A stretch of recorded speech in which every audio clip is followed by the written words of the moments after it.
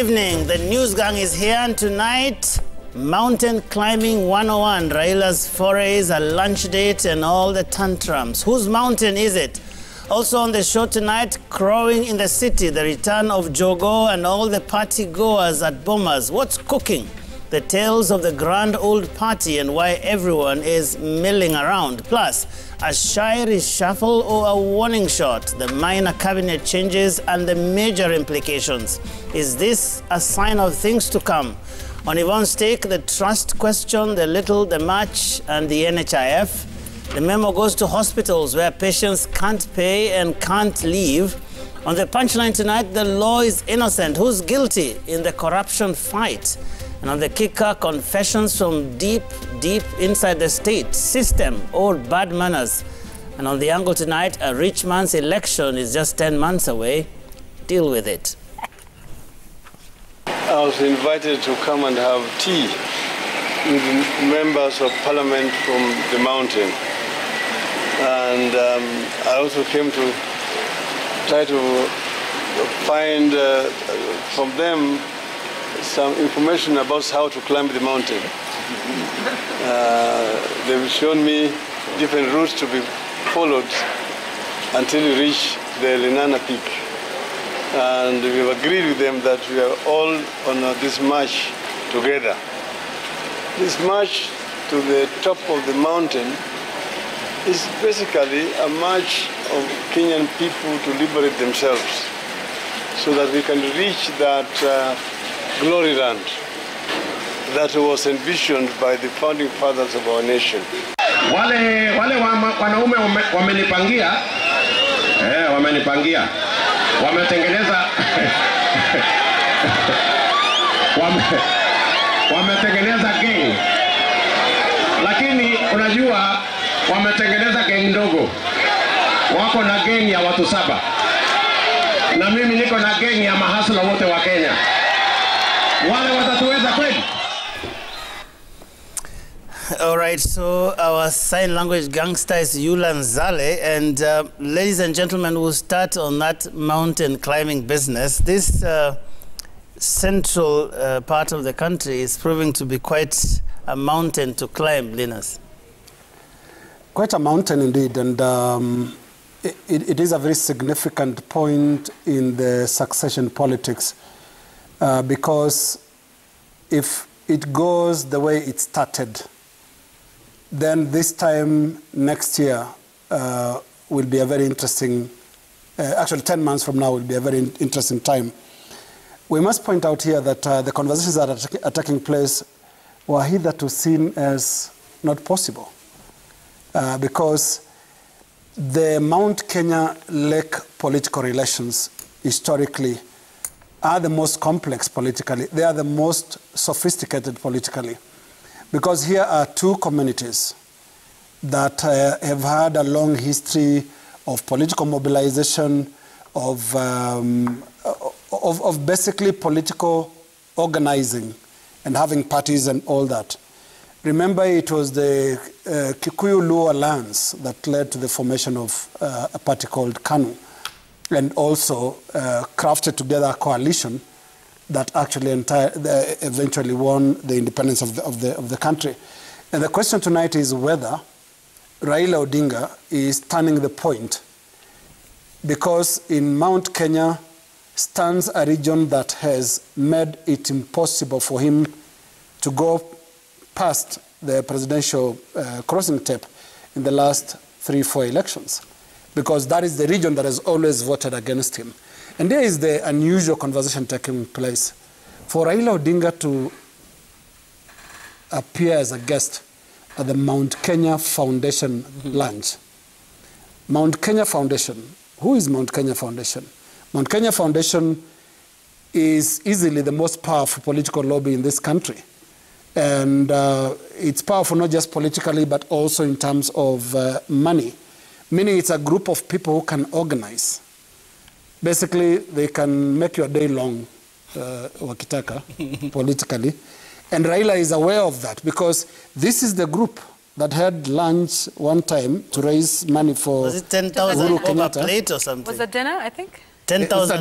Dinner. 10,000. It would not have mattered what our... Actually, the discussion there was not thousands, eh? Yeah, it was millions. It was millions. Yeah. 1 million shillings a plate. So that is a statement of who these are. They are a consequential, a seriously consequential group, whether you're talking of the politics of the country or the economy of the nation. Wow, quite interesting that Linda said, Francis, that the region has been voting against Raila, which is a significant thing to say. I mean, people, we would assume, usually vote for people, but there's a sense in which there's been an active mobilization over the years across the different election cycles of mobilizing votes against Raila Odinga. So much so that actually there are people who have even suggested that in an election where Raila Odinga is not running, then perhaps voter turnout in that region would have been quite low. And now we are seeing interesting conversations. I mean, it's still early days. No one quite knows. But the fact that this conversation is even happening at all, so much so that you even have members of parliament from that region saying that they are willing to work with Raila Odinga, it clearly is a significant change of times, as it were, in our politics. Most definitely. And this is a discussion that probably would have been impossible to imagine in 2013. That the Raila Odinga that people were very heavily mobilized against is now the Raila Odinga that is being met by the Mount Kenya Foundation, and this morning by about 35 MPs from the Mount Kenya region. And listening to Raila Odinga, he was saying that he met the team to give him an idea or two about climbing the mountain. So the mountain is a central question in this race. And it is a central question because of the number of votes therein. When you talk about 6 million plus votes in Mount Kenya region and the diaspora, the counties where people originally from Central Kenya and Mount Kenya region live, you're talking about a significant and sizable number of votes that can mean a lot in getting you the presidency or denying you the same. The mobilization that has been done in 2007, 2013 and 2017, Raila Odinga has been the object of aggression. People have been told, this guy is bad for your economy. This guy is bad for all manner of things. Many things have been said that are bad about Raila Odinga. Significantly, Francis Kimemia, the governor of Nyandarua, during that luncheon, even owning up that we have been the people who have... detailed, so basically. We are the people who told our people bad things about you. And now saying that they will be the very same people to tell the Mount Kenya people the good things about Raila Odinga. Of course, there will be questions that people will ask. So what changed? The Raila Odinga you told us was bad. When did he become good? When did he become good? What did he do to become good? And on the other hand, what is it that the deputy president did that was wrong, that now makes him unelectable in this area after the president came and together with him and has been with him for the 2013 election and 2017 election. So it's a discussion that will be interesting to hear, and more so about the messaging, because the message that the pro-Raila Odinga team in Mount Kenya region and its leadership will be bringing to the people will be significant, and also how the deputy president responds to the message that will be coming from the Mount Kenya leaders who are pro-Raila Odinga. So it's a very interesting discussion, and the reason why the Mount Kenya region finds itself in an area that it has not been is because at the moment there is no one single candidate that you can say has the massive following like Mwai Kibaki did in 2007, or Ken Matiba did in 1992, and Uhuru Kenyatta did in 2013 and 2017. And that makes it an open ground for the Mount Kenya region. Whether it will vote as united as it has always been, or whether the mountain will be fractured in terms of how it votes, is a very interesting discussion. I think we could listen to some of the excerpts of the things that were said at the Mount Kenya Foundation luncheon. I think we have some of those sound bites which we can play, and then we can continue. Katika Kenya hii ni Kenya iko na demokrasia na uhuru.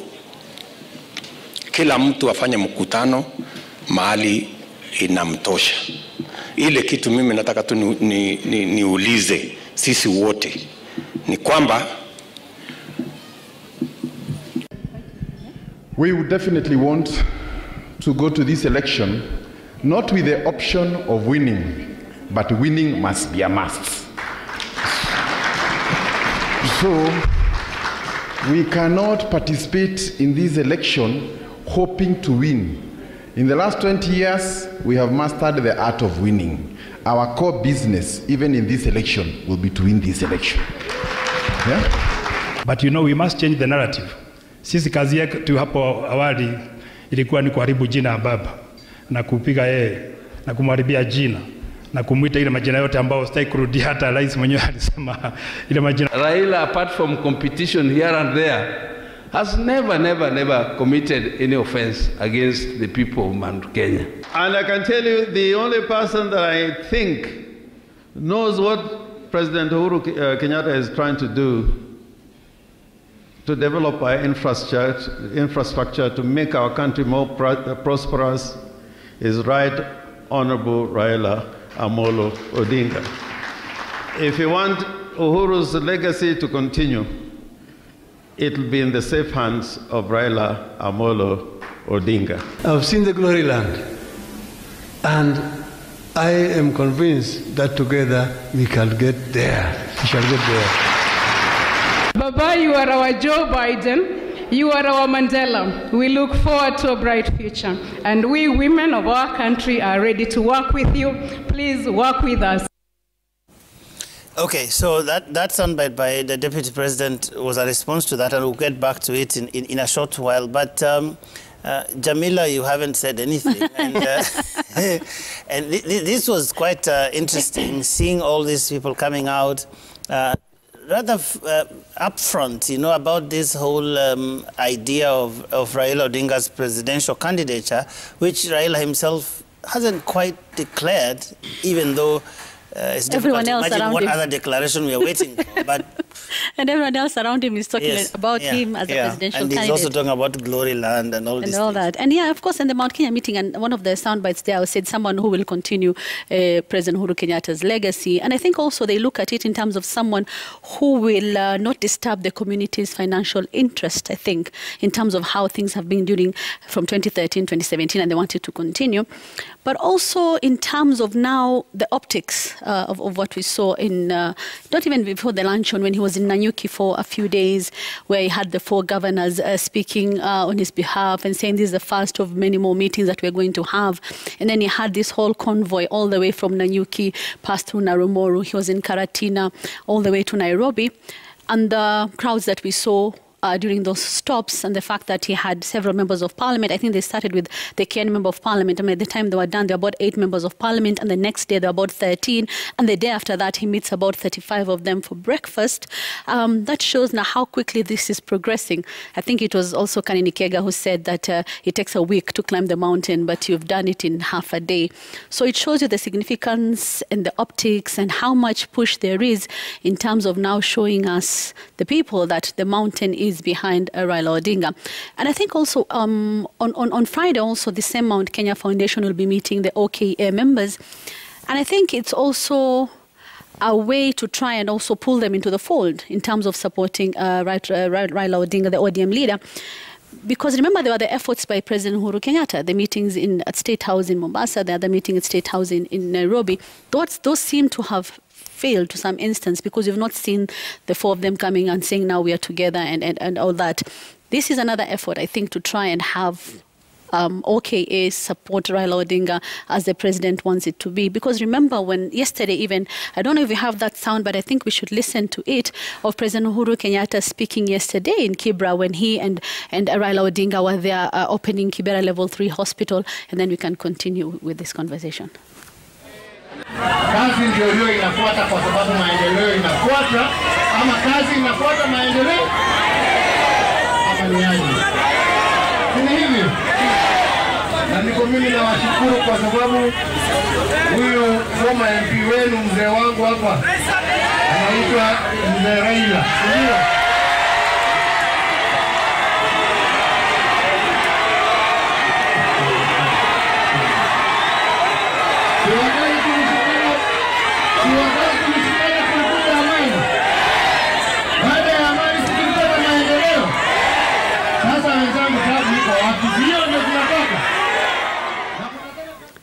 You heard that kama ni huyo tunataka, ni huyo tunataka. And then he went on actually to ask them, mutaamua vizuri, mutaamua vizuri. Exactly, letting the crowd answer as he speaks.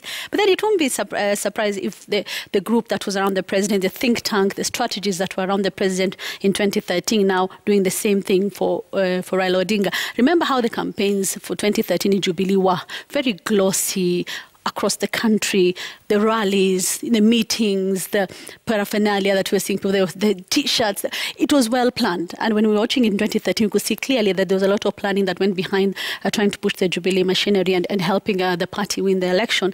And those are the people I think who are going to end up around Raila Odinga trying to push his fourth or fifth stint at the presidency. So it'll be interesting to see. It's number 5. Yvonne, interesting, this meeting that they will have tomorrow. Jamila talked about it, and it will be interesting to see what else they will tell those people. Move to next week?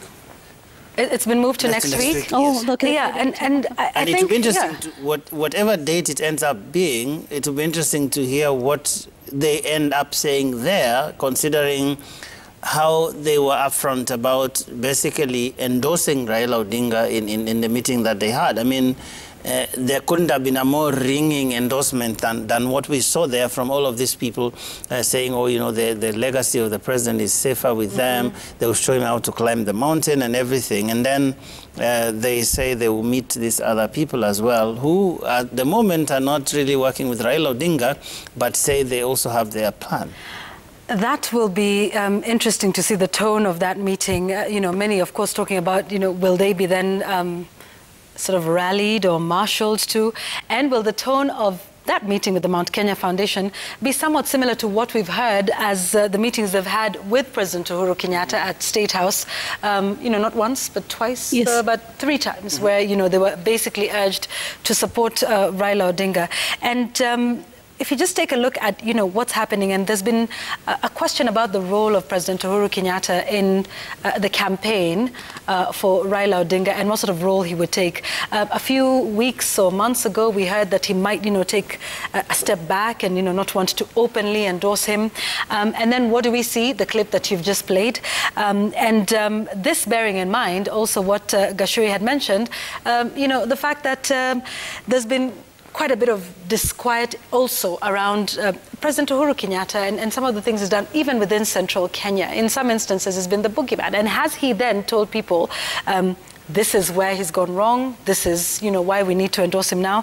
And that's going to be a tough battle ahead, considering all of the things that have been done to discredit him throughout several election cycles. In fact, selling fear has become a strategy. And the people of Mount Kenya are actually driven to the ballot in what can be termed as a protest vote against one candidate, rather than a vote in favor of, you know, the other candidate.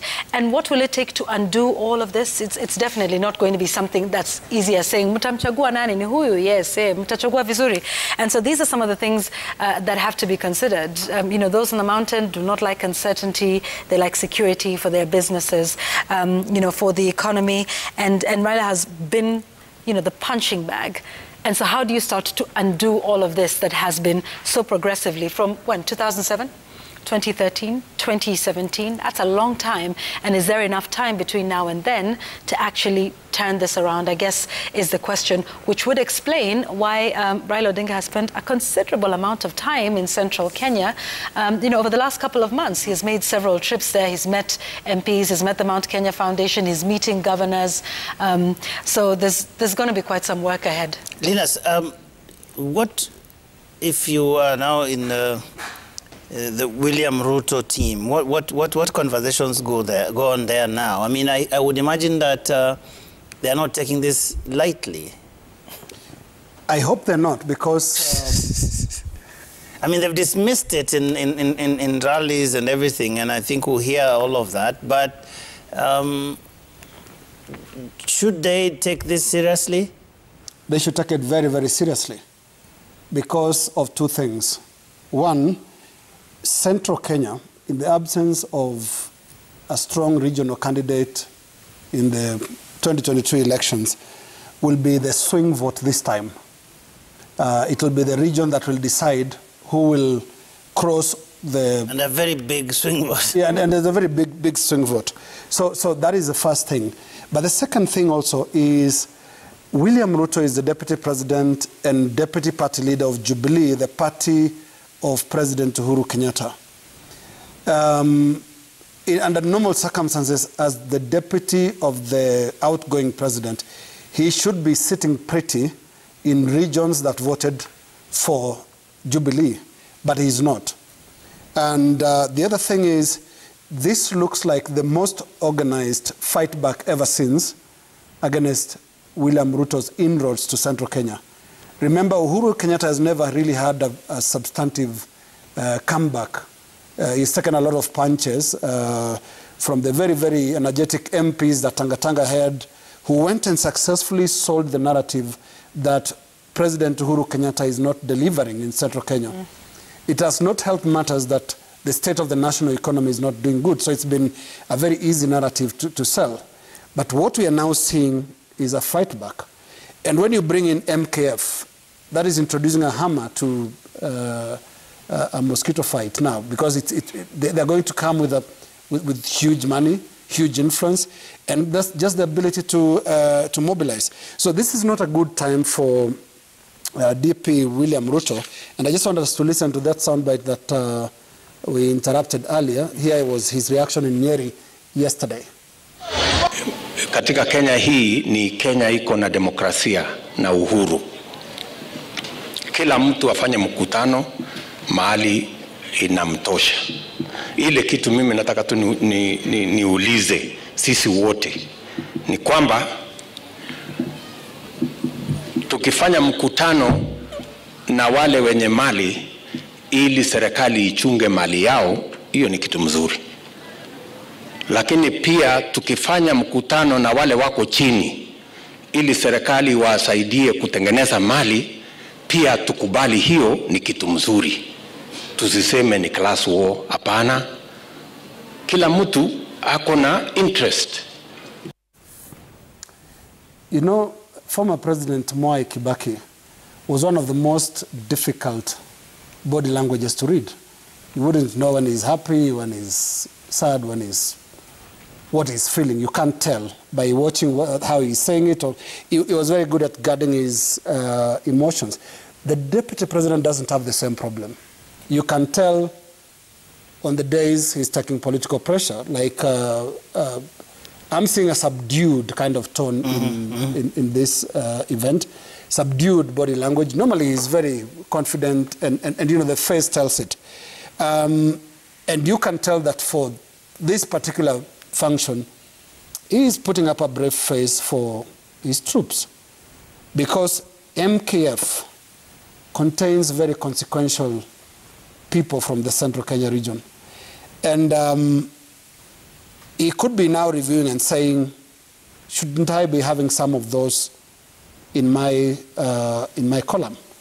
Because I don't know, and it's good, we're just going to wait and see what the next 10 months look like, because he seems to want to try a theory that says, I'll go directly to the people. And it doesn't matter who is on the way. The truth is, that is the politics and campaigns Raila Odinga has run since 1997. He has tried to deal directly with the voters only. You see, and what we realize is, unless it's a revolution, it's not very easy to ignore lobbyists, to ignore people with money and people who have the capacity to actually influence and organize politically, which is why MKF is going to be a big headache for DP William Ruto.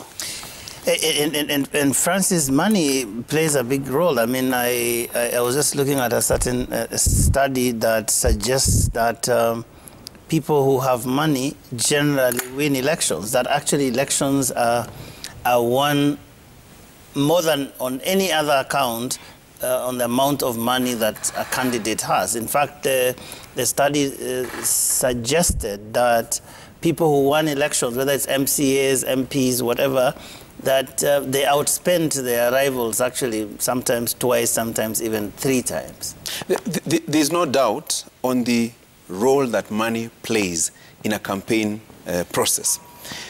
picture the 2013 campaigns, for example, and the 2017 campaigns, you may not have the exact amount of money that Jubilee spent, for example, but it was a substantial amount of money. The choppers that you saw flying, the branding, the merchandise and everything else, it costs money. And you see, the truth also is mobilizing people to do certain things, attend functions, even register as voters, turn up to vote, requires money. And it is money that comes... Kutengeneza ground. Yeah. And you're talking about money that comes from the top way to the grassroots, you know? Making people turn up and vote is a function of money to some extent, and also the popularity of a candidate to another extent. Three things that you will require to run a successful presidential election. That money is a major factor. It's a major factor. Number two, you will require a lot of networks, local and international. And number three, you also require people, voters, the voters. But you see, even as you reach those voters, you may not be able to go everywhere. You may not be in every polling station, in every village, in every location, as an individual, as a presidential candidate. So you will need people to do the groundwork for you. These are the mobilizers, these are the agents, these are the campaigners, these are the people who will do the donkey work, basically, on your behalf. And they do it at a cost, of course. You will have to pay them to mobilize certain things for you. And even on the election day, you will require agents in the 40,000 plus polling stations. We now understand IEBC say they will make it 53,000 agents. So for 53,000 agents in the polling stations, even assume you're paying each agent 1,000 shillings per day for 3 days. 3 days, yeah. You're talking about 50,000. 53 million. Millions. 53 million. 53,000 times 1,000 times 3,000 shillings for the 3 days, so to say. Okay. Yeah. Fair enough. So money is a key factor. So you need a lot of it. But also, the impression that you create with certain scenarios that, use money too. When you dazzle people, when you do launches that are colorful, flamboyant and everything else, people look at it and say, here, is a serious candidate. As opposed to a presidential candidate who will launch his or her bid in a rather small function. There's a factor.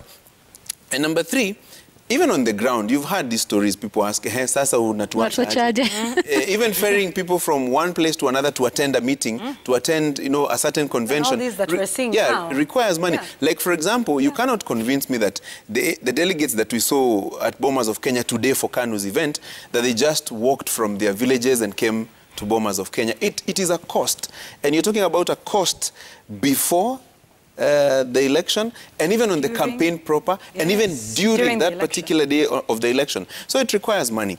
Number two, if you're running a successful presidential election, you also require to support your parliamentary, civic, and gubernatorial candidates in one way or another. A good number of the MPs who, let's say, vied on a Jubilee ticket will tell you they were facilitated in one way or another through merchandise, through some resources and everything else.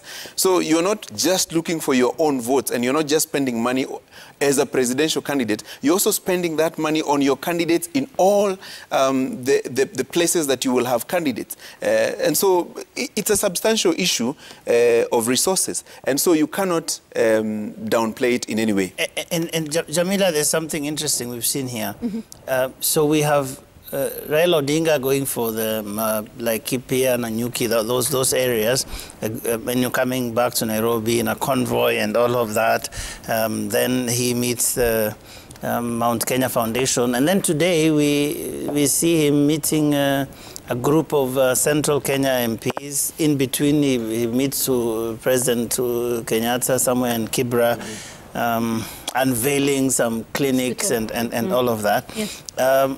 That doesn't look like coincidence. No, it doesn't look like coincidence. In fact, when we saw the president with him in Kibra, we hadn't seen them, the two of them together, in a while at any event. And here they were meeting in Kibra to open a hospital and to put a foundation stone for another one, and having all these ambulances now being used in the community. And it's in Kibra. You know, Kibra is associated with Raila Odinga. He was a member of parliament for that area, Langata, for a long, long time. So ni kwake nyumbani in some regard, kwa sababu amesema, even when you're speaking there, you're saying, huyu mtu wenu and all that. So there was a significance to that. This is not a coincidence. It's planned, Joe. And it shows how much maybe the president is vested in this in terms of now supporting Raila. You know, we keep talking about deni. What a deni ya 10 yangu na 10 ya William. The deni ya uko 1960 kitu, yeah, between Uhuru Kenyatta and Jaramogi Oginga Odinga. Remember those two were joined together and they formed KANU so that he could defeat KADU. There's that history of when they came together. Come to 2002, Raila supporting Kibaki. When we look at this ethnically, the Luos and the he's Kikuyu, been very keen to take them down that memory lane. In fact, even today, during the KANU launch, and we'll talk about it, he went back there and talked about how KANU was formed. And he talked about that history, and he always brings it up. And today I was amazed at how he remembers those dates and names so well. But then now that history, I think, shows us a lot in terms of these two communities coming together. I remember the 2002, what happened. And then now when you look at coalitions and agreements, there's something about timing, Joe. And maybe I may be wrong looking at this timing thing, because we're already seeing something forming here in terms of now a vehicle for Raila Odinga supported by Uhuru Kenyatta. Reminds me of back then, the KANU NDP merger of 18th of March 2002 that did not survive Ilisambaratika because things happened 3 months to the election. You had NARC and they won the election. And people sometimes say, well, this long-drawn coalitions or mipango don't usually work in Kenya. It's like the difference between uchumba na ndoa. Don't wait for too long. Kama uchumba na ndoa ifanyike pamoja. But if you look at it in terms of even the handshake ilikuwa 2013 March. And these guys are still together. 2018 March. And these guys are still together. So I don't think timing matters. This is 3 years later, and they're still going strong. But I think ultimately what we need to see is now which vehicle will he use, because we all expect at some point within the next few months, Raila Odinga will come out and say, yes, I'm running for president. What we already know. Yeah, what we already know, but he'll come out and say it officially. Maybe he'll have that huge event that Gashuri is talking about then. On which vehicle? Jubilee iko na matatizo yake, as we see. Will it be ODM? So a lot is going to happen between now and when we finally have the presidential candidates and their parties and all that we expect to see in elections. Yvonne, you need to take us to the break. Yes, like we said, securing the interests of the business community and the economic community is important. And wasn't it interesting that we saw Deputy President, not this Monday, but last Monday, also saying, I'll protect, Raila and Uhuru should I become president. Yes. When he visited them there, he said he would ensure their protection. I thought that was an interesting, maybe slight change of tone from what we've heard, where he's been, really lambasting them with the dynasty issue. So perhaps, re-strategizing as we go forward. So let's take you to a break.